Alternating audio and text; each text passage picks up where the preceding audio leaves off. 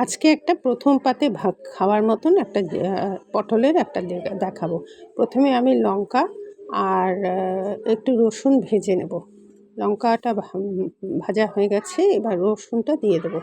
রসুনটা ভাজা হয়ে গেলে এই দুটো নুন দিয়ে চটকাতে হবে, মানে একটু করে নেবেন।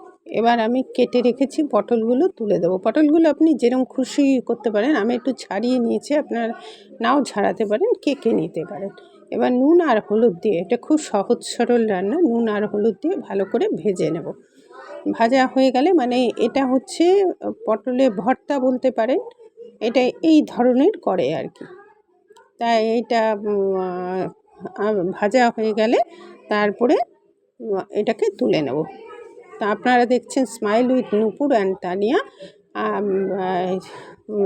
একটু আমার এপিসোডটা একটুখানি সাবস্ক্রাইব করে দেবেন। এবার ওইগুলো চটকে নিলাম। এবার ওই পেঁয়াজও কুচিয়ে রেখেছিলাম, সব একসাথে মেখে নেবেন। মেখে নিয়ে ভাতের সাথে প্রথম পাতে পরিবেশন করবেন।